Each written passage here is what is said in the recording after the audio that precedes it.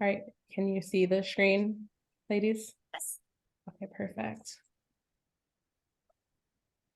So the time is 9:05 and we're gonna go ahead and get started. This session is gonna be recorded, so there are families who are probably going to be watching this at home during a convenient time for them. I'm really excited to talk a little bit about the counseling department at Ivy Hill Prep. We have a strong but mighty team who's here today.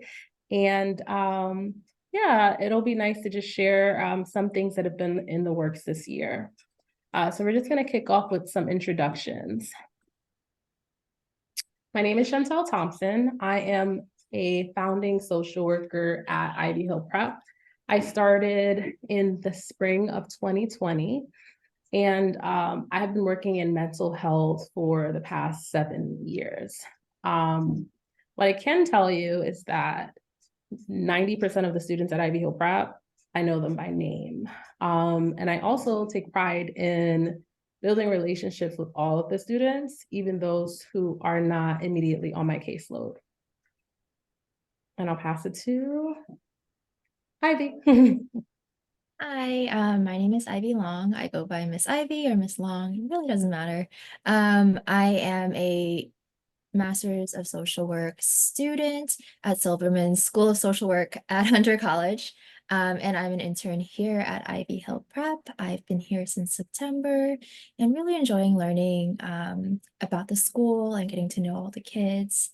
And I have experience in other places working with students with autism and ADHD. So that is a little bit about my own background. Caroline? Hi there. My name is Caroline Growney, and similar to Ivy, I'm also a Master's of Social Work student at Columbia, and similarly have been at Ivy Hill since September, working with the students there. It is really such a beautiful community and space, and I feel very lucky to be a part of it. My background also involved sort of a good amount of crisis work, more slightly an older age group, a little bit more with teenagers, but did volunteer for a couple of years on sort of a crisis hotline that was specifically geared towards, I would say, middle school and sort of teenagers dealing with sort of crises and issues and things like this. So yeah, excited to be continuing to support some of these populations in the work this year. Thank you for sharing.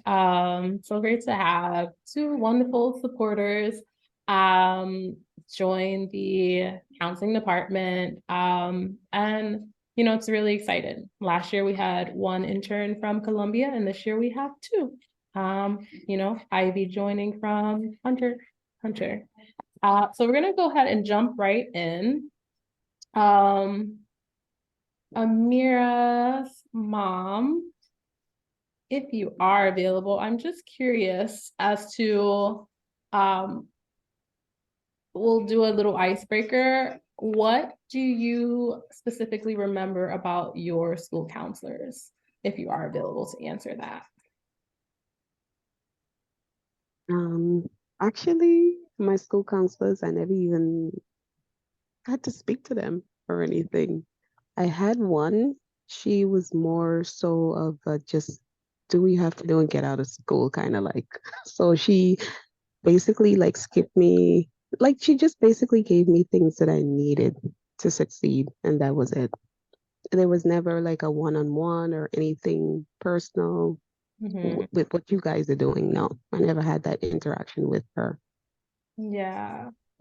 Thank you for sharing that. And for those of you who are watching, of course, at a later time, I asked this question because I really want you to think about like what your experience was like when you were in school.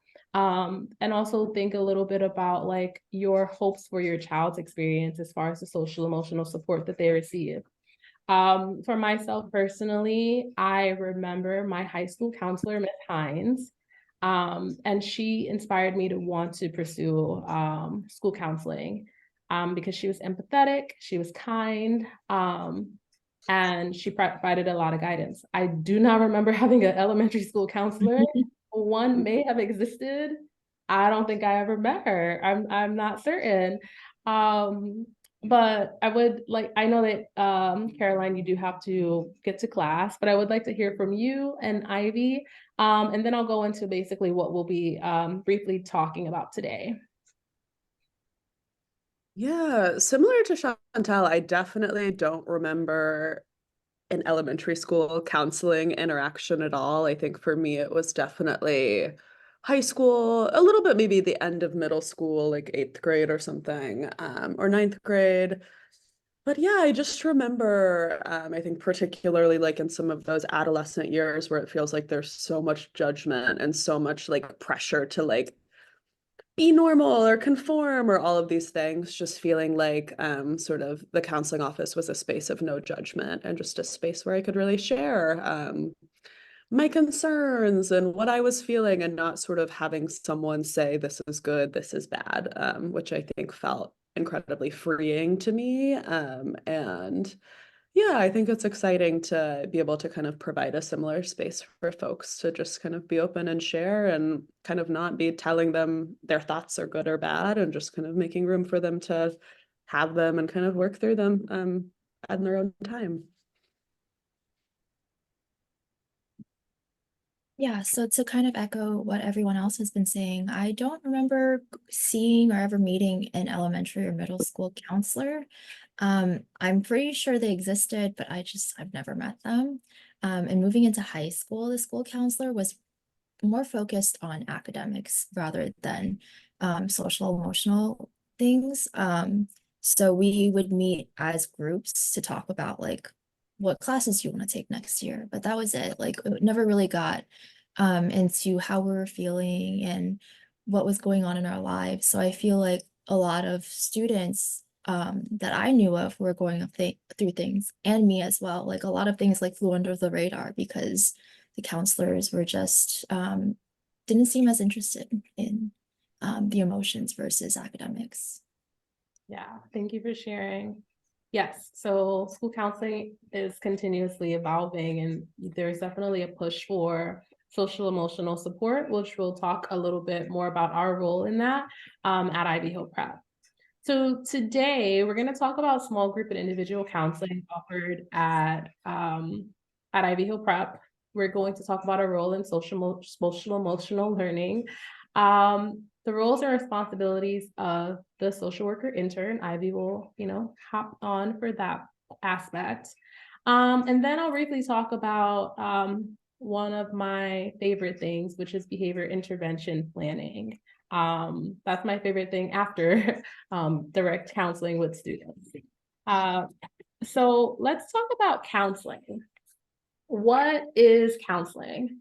In counseling, scholars are given the opportunity to learn more about themselves in a safe space. They can develop new skills to help them with self-regulation, improve their confidence, and express how they feel. In short, counseling is a safe space for students to talk about life, things that are happening on a day-to-day basis. We often use games, art, modeling, role play, and books along with discussion to practice these skills. I find that on an elementary school level, play is an awesome way to engage with students. Students may not always be able to articulate their feelings, but you can gather a lot of information by play. And I also like to use literature because they're able to connect with different characters in stories. And so I'll talk a little bit about group counseling, and then I'll extend it to individual counseling. So in group counseling, scholars are put into small groups to discuss target interests. Group counseling can help members relate to each other and hear from peers that they are not alone. Essentially, group is an opportunity for students with the same goals to connect and establish a sense of community. I'll get into some frequently asked questions about group in a moment, but group presents a safe, judge-free zone for students. And now I want to emphasize that when it comes to individual counseling, This is usually the last resort. Not many students at Ivy Hill Prep have individual counseling. And the best example that I can use to express this is that all students in the school, right, Amira and Amia, they all receive SEL. They all have those skills. In your child's particular class, if during SEL they just aren't grasping some social skills such as making friendships, responsible decision making, if they're not grasping the concept, that child could be referred to counseling for a small group. That's a pull-out service where I would pull out a small group of students to work a little bit closer on those skills. If in small group, we still have a few students who need that immediate one-on-one attention, then those students could be referred for individual counseling. So it's a tiered approach. We wouldn't just jump to individual counseling because that's the most intense support that a student can receive. So I wanted to just like clarify the trajectory of what that looks like. And also want to note that I say could go to group and could go to individual counseling because as the parents, you have the say in whether you opt in or opt out of any counseling services at Ivy Hill Prep. So when we think about individual counseling, some of the things that are addressed in a one-on-one are just the overall feelings that our kids are experiencing. These range from anxiety, stress, depression, grief, you name it, right? So we provide emotional support there. In relation to problem solving, this can be connected to maybe your child if they are having, I don't know, difficulty with friends. And some of the skills that we teach in problem solving is to say the problem, explore some solutions, and then picking and identifying the consequence, and then picking the best option. Individual counseling also helps to enhance communication skills. So counselors provide a platform to children to improve their skills, learning to express themselves effectively, both verbally and non-verbally, which on an elementary school level, our kids are building communication skills every single day. And I want to also stamp that like the work that we're doing at school is an extension of these skills that you are already teaching and you know, implementing with your child at home. I want to talk a little bit about academic success and about family dynamic. So in relation to academic success, the counseling department does not provide tutoring. We don't do homework with students during our sessions, no, but we do support students in groups such as study skills groups, where they're learning organization strategies, where they're learning about time management and strategies that will help prevent anxiety over academics. I can speak for myself when I say that and Eurenica's mom or dad, thank you for joining. I can say for myself when I firmly believe that students, I won't say can't learn, but have a difficult time learning if they have stress and other things that are going on in their mind. You know, so we're here to help students with their academic success.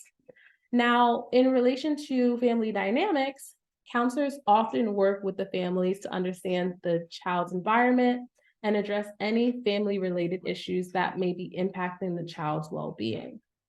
Okay. I do want to note that when it comes to family dynamics and counseling in school, it is strongly encouraged that school counseling occurs only if the child is exhibiting needing support in school. So for instance, what's going on at home is impacting their academics, it's impacting their behavior. However, if there are things going on at home, maybe a death, maybe a separation of parents, but the child is at school and they are performing well and they're getting along with their friends and we're not seeing those things in school, it's not impacting them academically. In many cases, I would provide you with some resources for outside counseling. And if you're curious as to why, it's because the child is functioning well in the school. Let's say that you, the parent, have referred the child for counseling because of a family issue at home. Me meeting with your child for 30 minutes, unleashing a bunch of emotions, maybe triggering things, and then sending them to math class in 30 minutes, is not setting your child up for success.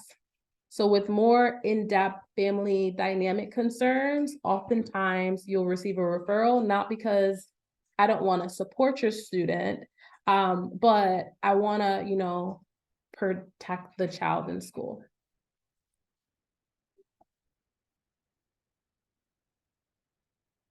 And I've been talking so much.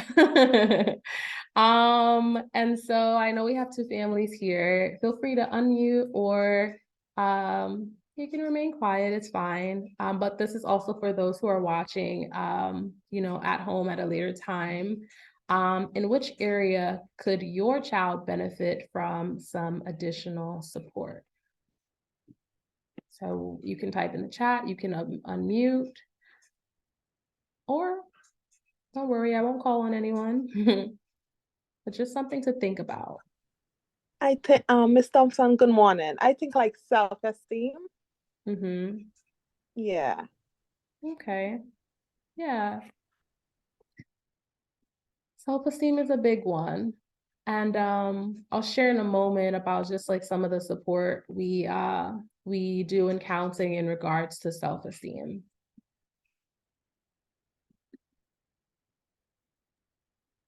All right. Hi, So, yeah. sorry, I just have two questions. Go ahead.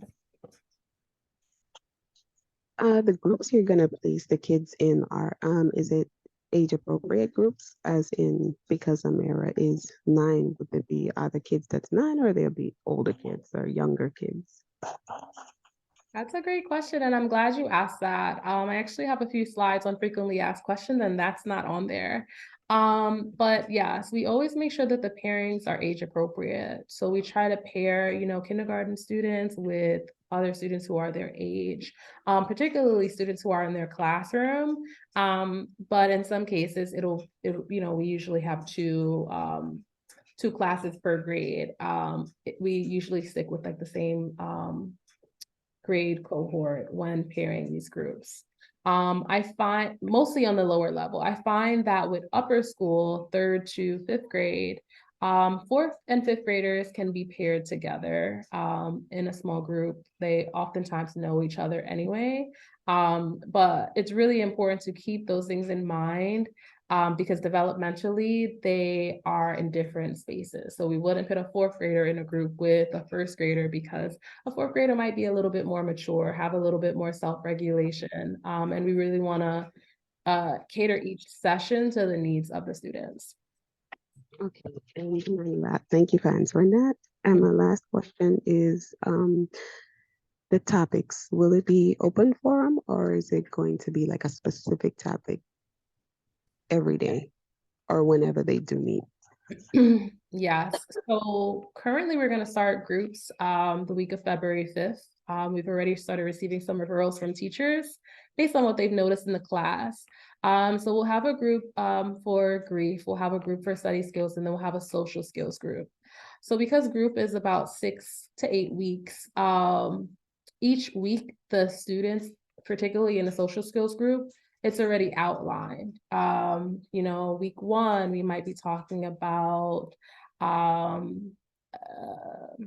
identifying your strengths, self-advocacy. Week 2, we might be talking about how to be a good friend.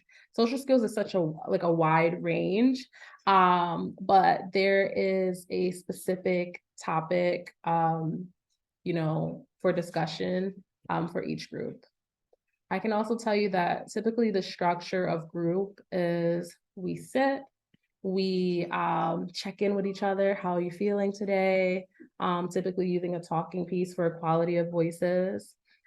Students are made aware of like, hey, today we're going to be learning about the topic of the day.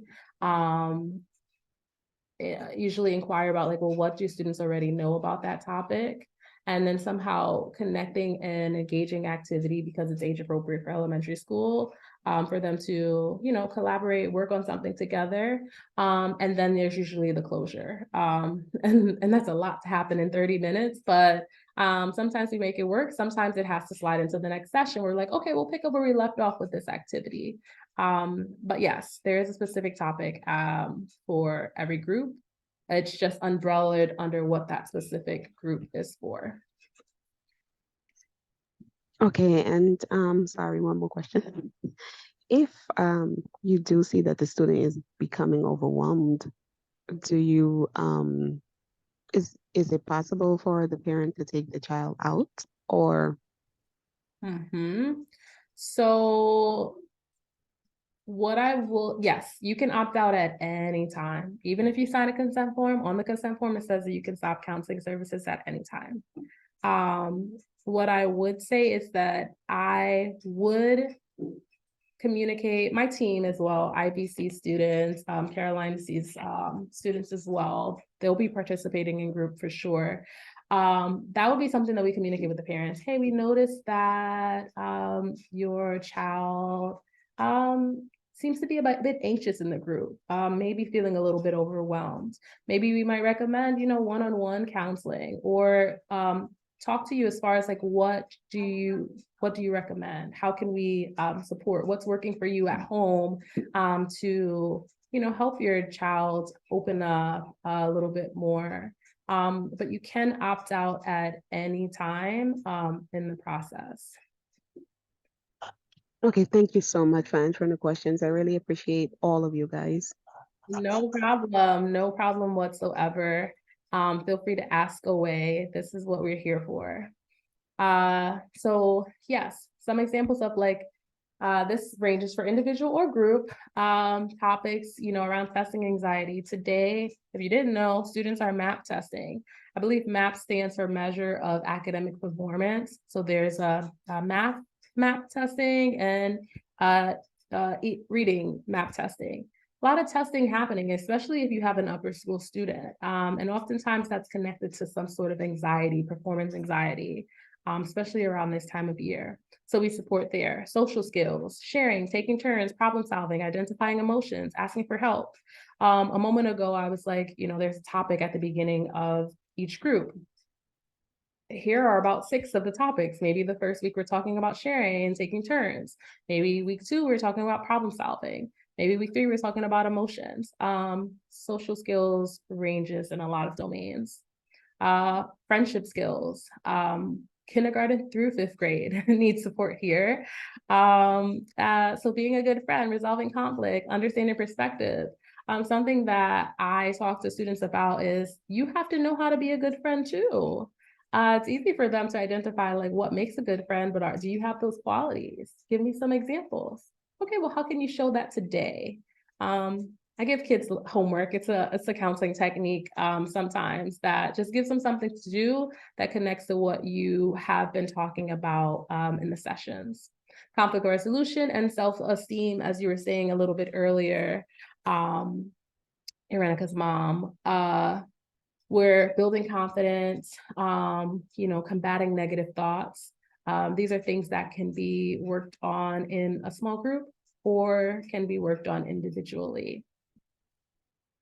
All right, so here are some frequently asked questions. I know I answered a bit, but if I still haven't answered all the questions that you have about small group or individual counseling, feel free to jump in and unmute yourself for a small group. Or if you're watching from home, I'm going to provide my email at the end of this session. And feel free to email me any questions that you might be having about our school counseling department. So how long are groups? Groups are 30 minutes It's once a week. And it's approximately 6 to 8 sessions. I say 8 because in some instances, maybe for a session, we didn't finish everything that we were supposed to. So it extends to the next week. At max, counseling is short term, about 8 weeks, 30 minutes. When does counseling occur? My team and I, we try to be as least disruptive to student academics as possible, typically pulling students during lunch recess or an elective period. So I want to stamp again that this doesn't mean that they're always going to miss elective. It's once a week for 30 minutes that they would be utilizing that time to build up those skills in the area that either the parent or teacher has referred for. How many students are in each group? There are 3 to 5 students per group. I mean, 2 to 5 students per group. It takes two to have a group. Yeah, I say 5 is at max for younger kids. If we were dealing with middle school or high school, those group sizes can range from 8 to 10. Just because those particular groups, students are sitting in a circle, they're able to just communicate and talk to each other. But when we think about lower school, well, elementary students, there are a lot of activities, a lot of moving pieces. So 5 is typically the largest size of a group. Who can refer a student? I spoke of this earlier. So you, the parents can refer, but also most referrals come from school officials, meaning like the teacher, the dean of culture, maybe admin sometimes. And why that is because sometimes a particular behavior is occurring at home is occurring at school, that is not occurring at home. So the parent isn't referring for these particular things because you don't see it, but the teachers do, and they communicate with me. And then that's how a referral happens, a referral for counseling. And again, it's optional, just an available resource that you can utilize if you choose. Does this go on the student's record? This is the most popular question I have received in my whole career. No, it doesn't go on the student's record if they are receiving school counseling, unless they have an IEP and it's mandated by law that they have counseling. So that's a legal document. But if you are a parent and you're just concerned about maybe, it's the social engagement of your student, or the confidence and self-esteem of your student, no one's gonna know that they're in counseling. I do keep notes, but that's only to ensure that I'm up to date on where the student lies with their progress towards a goal. They have to have a goal in counseling. And I will say there is an exception, but it only relates to some. If the court subpoenas, right? If they want to have access to my notes, whether maybe you're in I don't know, the various reasons why families are in court. But that would be the only instance where legally I would have to provide information about your students. But other than that, no one's gonna know. And typically I'll just be brief. My notes will state that I met with the student today. We worked on this particular goal. I'll also note some observable behaviors. Maybe the student fidgeted a lot. Maybe they walked around and were frequently out of their seat. Maybe they were shy and withdrawn. I just make a note of these things so I can evaluate if there have been any changes over time. And then the last thing that I usually include in my notes is okay, well, next week we're going to focus on X, Y, Z. So I answered a lot of the frequently asked questions for small group and individual. We're going to move into talking about SEL, behavior intervention planning, which I promise will not be too lengthy. But are there any questions specifically about group or individual counseling that I haven't answered already?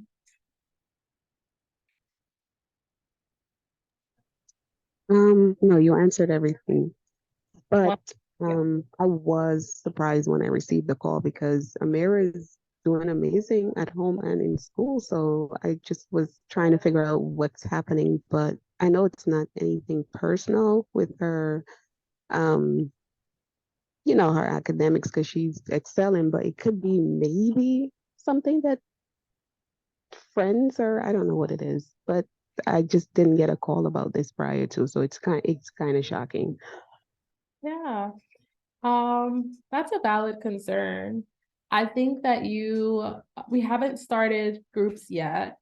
So definitely before groups, myself and my team, we connect with the teachers. We try to get as much details as possible for why the referral was made.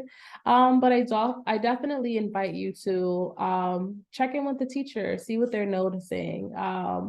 I don't have the information off the top of my head right now, if she was referred for social skills or she was referred for study skill. I don't have that information, but I would say check in with the teacher just for a little bit of clarity.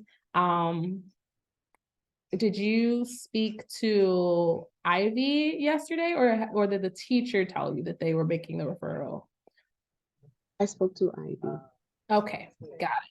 Yes, and ultimately, the recommendation is that the teacher is the first point of contact with you because you guys have that relationship.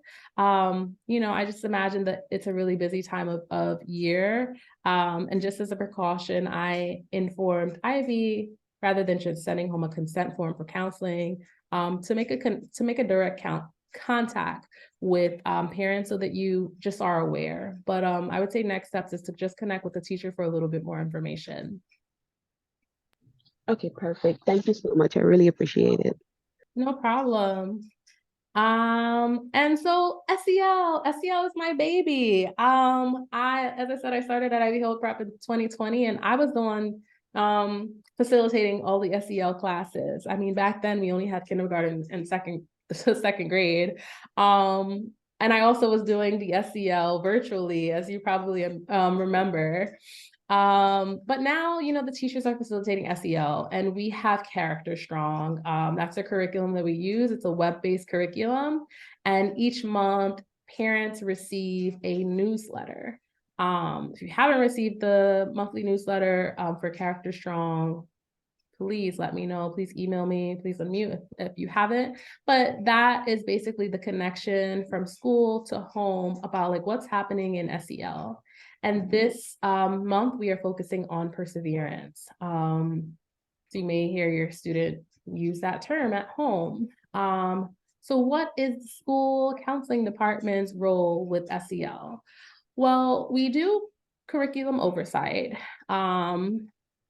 Adding things. It's just brainstorming how to make sure that the curriculum connects to our students. We do classroom observations, which I'm going to allow you guys to join me for an observation, virtual wise, here in a moment.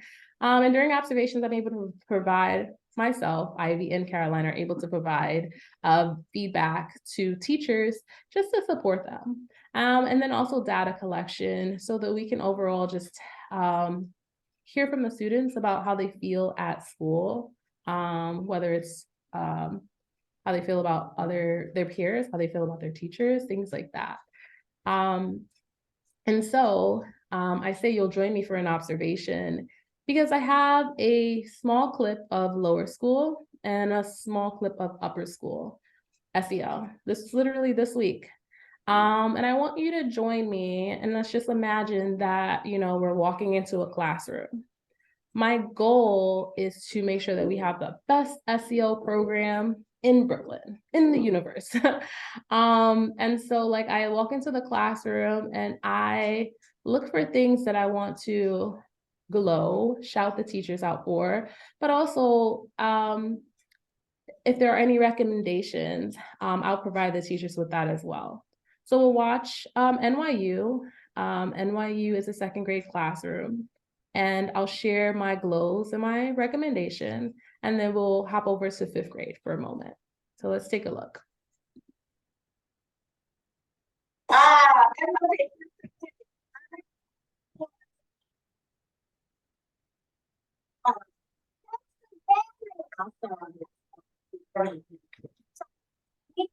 Applesauce right now?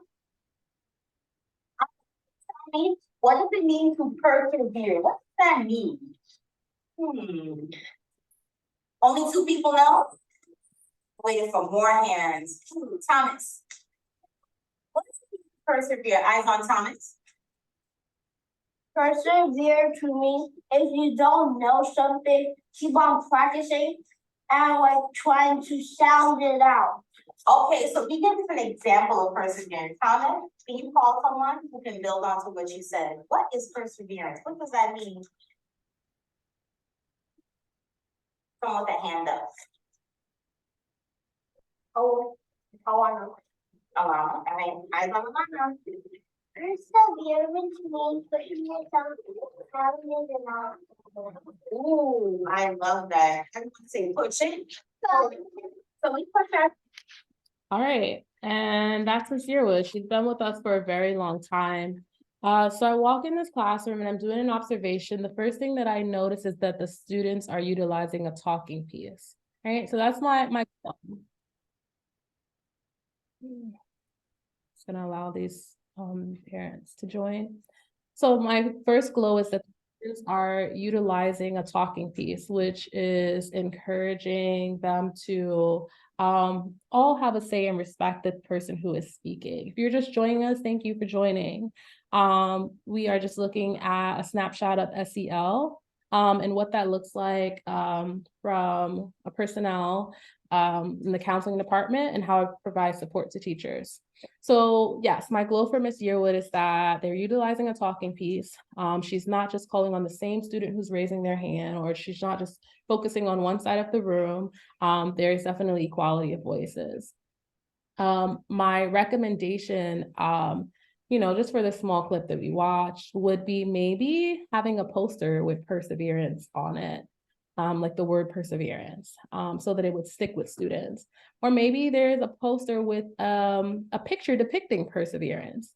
This is something that could live inside the classroom, that could be referenced throughout the day, and just be a reminder for students. Again, a recommendation because we're always trying to move from good to great. And now let's take a look at 5th grade. They're also talking about perseverance. Talk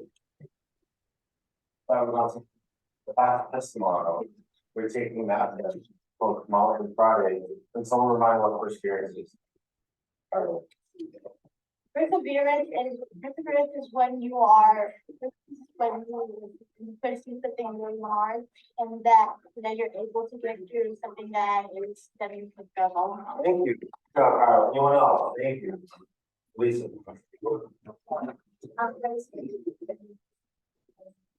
You do something you want to do, like what? Like what?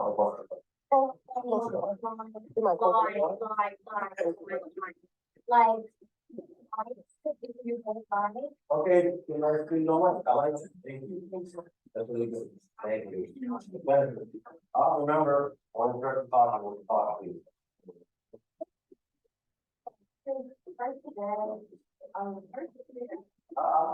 Perseverance is when you hold back those thoughts and those feelings and the anger issues.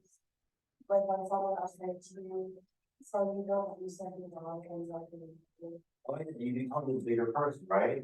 You just. All right, so again, quick little 1 minute. My observations are longer than 1 minute. Sometimes I spend between 10 and 15 minutes in a classroom, just gathering some glows and some recommendations. That's Mr. Lopes. He's a first-year teacher with us at Ivy Hill Prep, teaching the leaders of our school 5th grade. As you notice that our 2nd graders are sitting in a circle. Our 5th graders are, they think they're cool. They're sitting on the desk, right? But my glows would be that he prompted the young lady to say more, to expand on her thought, right? She said something really quick.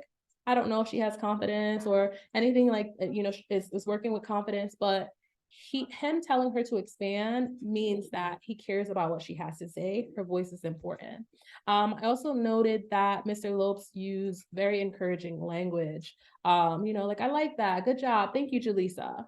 So that would be some things that I would shout him out for. my recommendation might be that he utilize a turn and talk. And turn and talk is a teacher move where maybe you give the students 2 minutes to talk to the person next to them about how have you used perseverance this week, or how have you used perseverance today, right? And then bringing it back so that a few could share. This is helpful so that every student has an opportunity to share and speak to someone, especially when you have a bigger classroom and you can't go to every single student to hear what they have to say.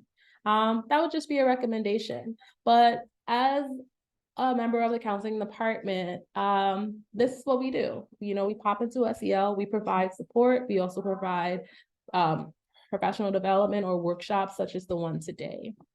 And Talk about.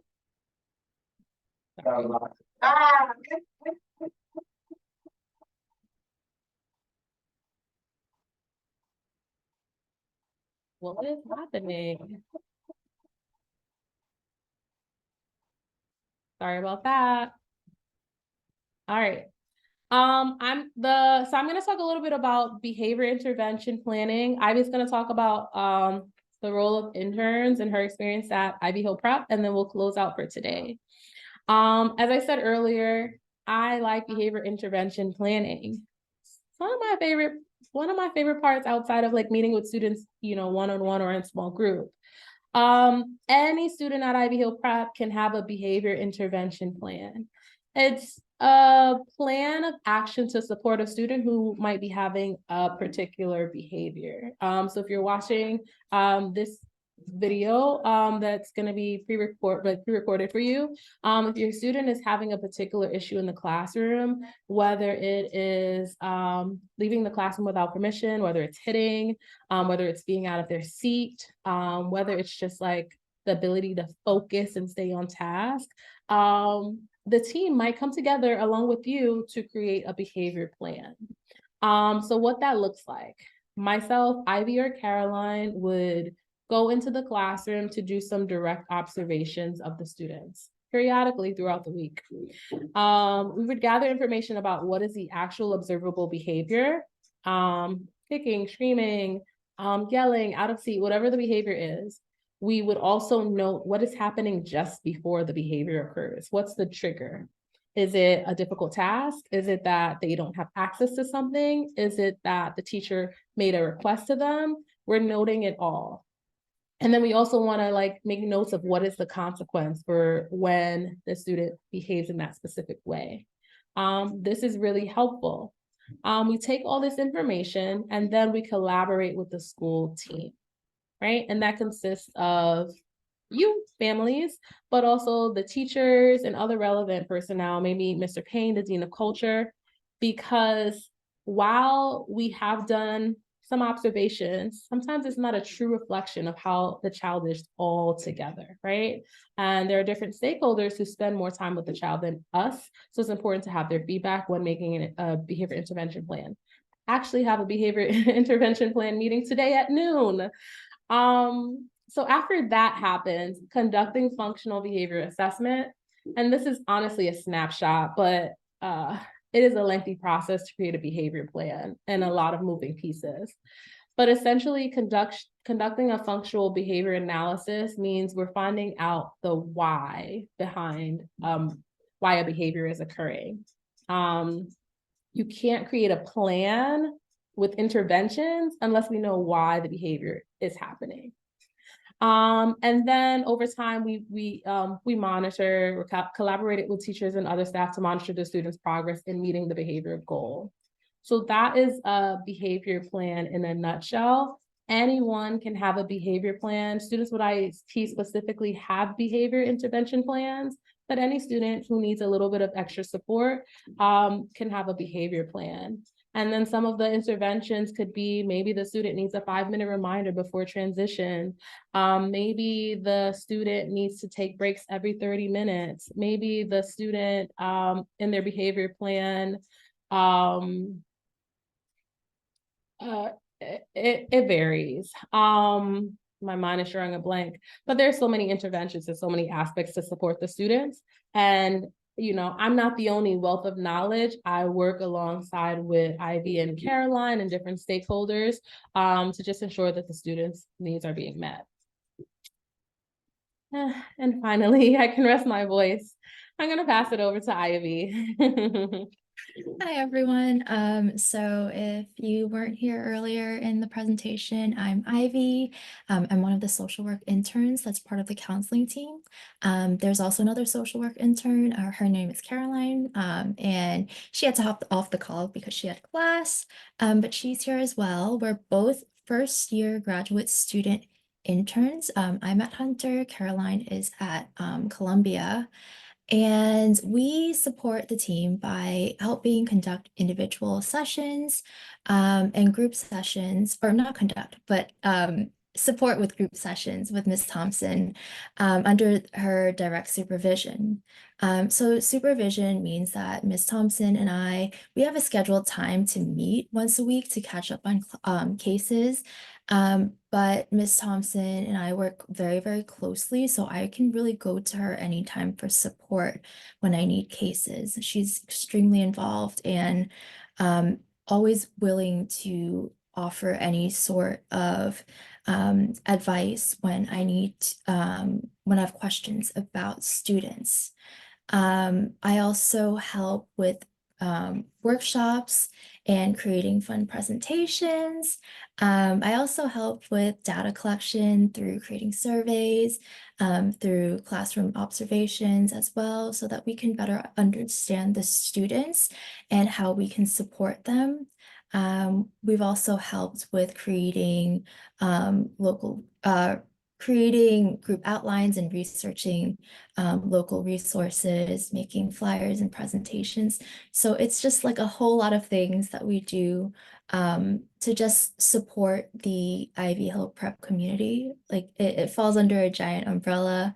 And when I first started my internship at Ivy Hill Prep a couple months ago, I was really struck by how sweet and warm and welcoming the community was, and how cute the kids were even. But I'm excited to see what the rest of the school year looks for us. And I'm excited to work with your students if you guys decide to put them into the small groups. Thank you, Ivy. Yes, Ivy is a gem, Caroline is a gem, and my work would be much harder without their support. But I do just want to say thank you for, taking about an hour out of your day. I know that, at least one of you are at work at the moment.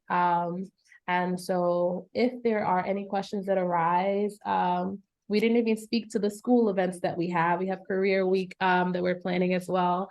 But if there are any questions that arise, or if you are interested or curious about counseling, if you want to opt out, again, it's completely up to you. I have left my email address at the bottom of this presentation.